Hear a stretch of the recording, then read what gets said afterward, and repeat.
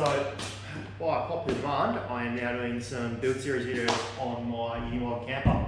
So as you heard, run through what I've got up to so far, a bit of my ideas, what I'm planning to do. Alright guys, so walk around of what I've got done so far. So I've got my frame all knocked up. This is 75mm SHS, 3mm wall thickness. And that's 2 meters tall to the top. And from the base here, this anchor point, to the very front is 4 meters. And at the back there, that taper up, that is 500 long. So just a 45-degree angle there. Gave myself another 500mm, which is gonna actually make a lot of difference. For the panels, I'm using just standard coring panels with metal skins. I think the skin's 0.55 thickness, steel, not aluminium. And what I've done up here, I've just gotten some galv angle. It's not actual angle iron, it's called something else. That is 25mm by 1.2 thickness. I've just stitch welded that along with some very lovely looking welds there. And Sikaflex all on, pot roots, and that's actually really strong, doesn't move. These corner blocks, these are just corner castings. You can buy them about $100 each.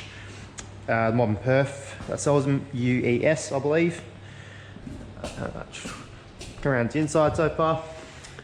So still haven't got this wall on yet, as I'm going to leave that off to get most of my cabinetry and stuff done. Gives me a bit more room. For the floor substructure, I have on here, underneath this is 25mm by 2.5 galv SHS. You can see the chalk line vaguely, that's the layout I've got for the subframe. Then on top I've just got some 6mm marine ply. I have, if I was to do it again, I would go to like a 9mm, something a bit thicker, but I am putting on top of this some Jarrah floorboards or Mary floorboards, whatever I can come across. It's just a little bit springy, but floorboards will step that up. And this is going to get all Sikaflexed all the way around to give me a nice waterproof barrier. So the plan is have all the water tanks under the bed up the back here. Ordered another stack of those water tanks. They're 43 litres each, so a stack of 6 gives me 250 and a little bit litres. 2 stacks of those, so I should have 500 litres. For the lighting so far, I have gone with the steady RGB rock lights. I've run them into the panels so the wire's not exposed. They give enough lighting off, plus you've got party mode, so it's pretty cool. Mine up the gaps. So they pick up on my Unimog, my tray. Let's just latch up. These pop up. Set on every Unimog tray. Lock in, one handle down. Now it's going to hold it down. Probably put a padlock on there or something so no one decides to unlock my caravan body on me on the camp. That'll be a bit rude. Yeah, so that's the plan.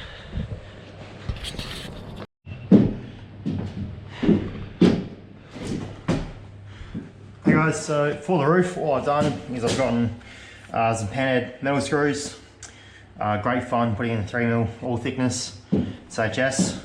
Snapped off heaps of screws, and I've got the same angle, and that is hooked up like that, screwed on with Sikaflex underneath as well. So that's what's holding the roof up. It is plenty strong. I can actually walk along it. That's fine. So this is all glued in the joint here as well, and glued around the whole way around the edges. No way how you could lift this up without ripping the panels apart. Up on the roof here, so as you can see, these coring panels, they can hold my weight. I'm best part of 100 kilos, perfectly fine. So the plan is I'm going to have 4 475 watt solar panels up here, which give me about 900 watts total, and that will cover the whole roof up to about here somewhere, I think. So I might just try bang a little skylight in there.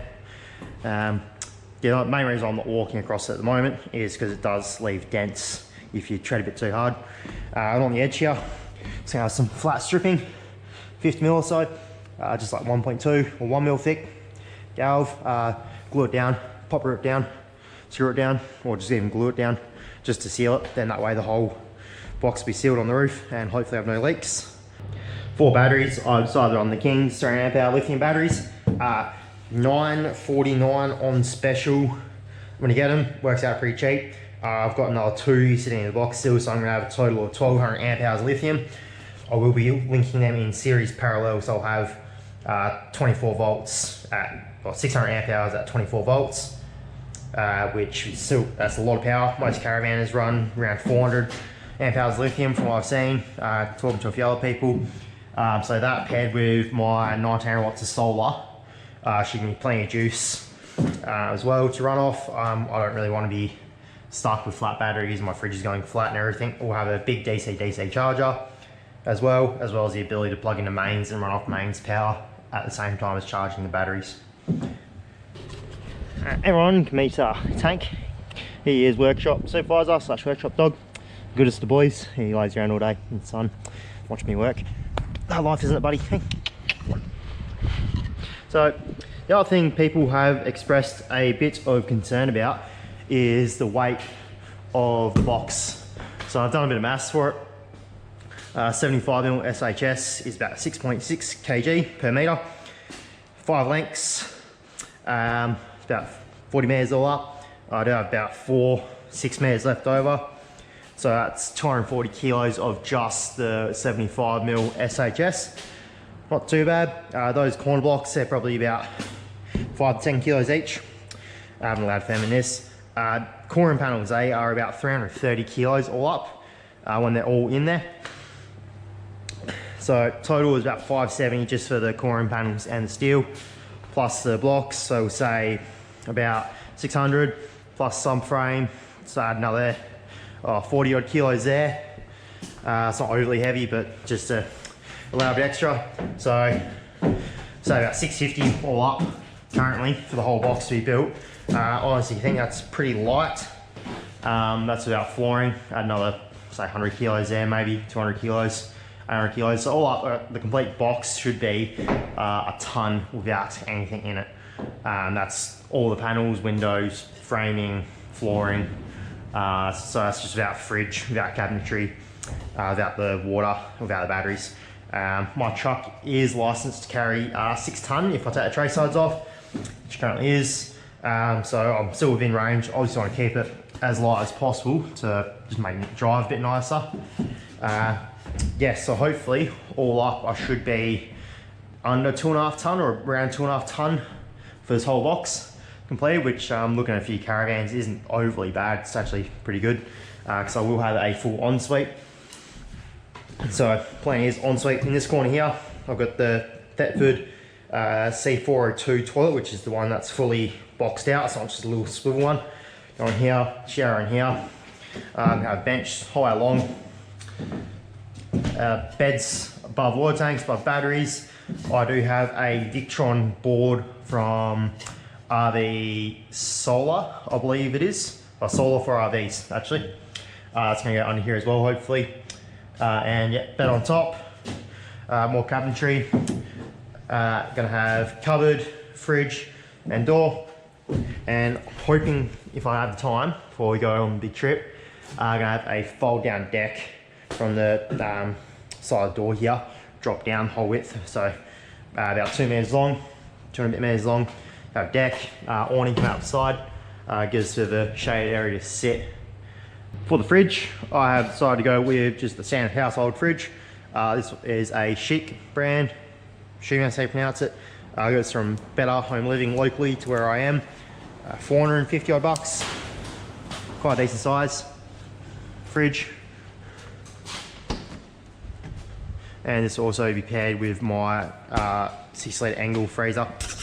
That wraps everything up for today that I wanted to show you. I will be making a few more. This is just videos. This is just a first video to show you guys where I'm up to, what I've been doing with it so far. But if there's anything you want to know, questions or anything, please drop in the comments, and on the next video I'll go through and answer all your questions. I do post quite a bit on the DIY Caravan Builders group, I think it's called, on Facebook. There's plenty of good information on there. yeah, I'll relay any of the information I get from me asking questions on there to these videos, help you guys out as well, as there has been some really good information I've gotten from there as well, which is great. Yeah, thanks for watching. So, main reason behind going a household fridge is, one, they are ridiculously cheap. Probably looking at like $1,000 at least to have a decent 12-volt fridge of about 202 litres. And as I've got massive lithium set up, I'm not overly concerned about chewing a bit of power. And I did work out this would run at about 7 amp hours max, going through all the specs on it. A lot of conversions in that, so not very accurate, but should be in that ballpark of 5 to 10 amps, which isn't overly much, as it won't be running all the time, obviously, because we'll cut in and out. And if I do need to replace the fridge, just throw it in the bin, get a new one, cheap. Yeah, so I thought I'd just give a run through of what tools or equipment I've been using mainly to build this. I was at a drop store. It is $168. It doesn't cut overly square vertical. You can work with that a little. It's done the job. Something better would have been nicer, but for something I'm only going to use this build, yeah, it's done the job good enough. There's been a few gaps I've had to fill, which isn't too bad, as well as angle grinder. So I quite like these AEG orange ones and Bunnings. I've had these, I've got about 4 of them, had them for a few years. $100 I think, new. With these I like to modify the guard a little, trim it down a bit, so you get a bit more clearance on it. For welders, I did do most of it originally with my little Unimog Viper caddy welder. This was $255 new. I've had it for a few years. Done a few little jobs with it. Done a few like all day jobs with it. Goes pretty good. Normally run 60-13s if I'm just tacking stuff up or doing something on structural. If I'm doing something structural, I'll run 70-18s. They have the glassy flux. Not nice to weld with, but you do get a lot more stronger weld. That's worked great. If you can know how to stick weld, great entry level welder to start building your own stuff instead of going out forking out for $1,000 or so for a MIG fully set up. I've had this welder for close to 8 years now. It's just the Unimog Viper inverter. This is the original one. They have newer ones now, which are a bit fancier. I believe this cost me like $750 new. It came with a package with a trolley, a reg, some wire and a helmet. I really recommend these welders. I love this thing. Very easy to use. If you're going to start building stuff though with MIG, highly recommend getting a Argo Shield gas bottle as well. You going gasless, it does work. It's just a shit time though. I hate using flux core gasless welding. It's just horrible time. Just spend the extra money and get a gas bottle. It'll save you a lot of pain. And for cutting the core in panels, I don't have a lot of Milwaukee equipment ready, but you can just get a cheap quarter circular saw. This is a Diablo metal blade. Just the standard wood blades will even cut the core in panels. Make sure you got one with enough depth to cut it, and make sure your earplugs. These things are so loud cutting through core in panels. And make sure, at the moment, I do have a bit of foam gen in there. By the sounds of it, just give it a flick and clean it out before each use, and all shit comes out. That wraps everything up for today that I wanted to show you. I will be making a few more. This is just videos. This is just a first video to show you guys where I'm up to, what I've been doing with it so far. But if there's anything you want to know, questions or anything, please drop them in the comments, and on the next video I will go through and answer all your questions. I do post quite a bit on the DIY Caravan Builders group, I think it's called, on Facebook. There's plenty of good information on there. Yeah, I'll relay any of the information I get from me asking questions on there to these videos, help you guys out as well, as there has been some really good information I've gotten from there as well, which is great. Yeah, thanks for watching.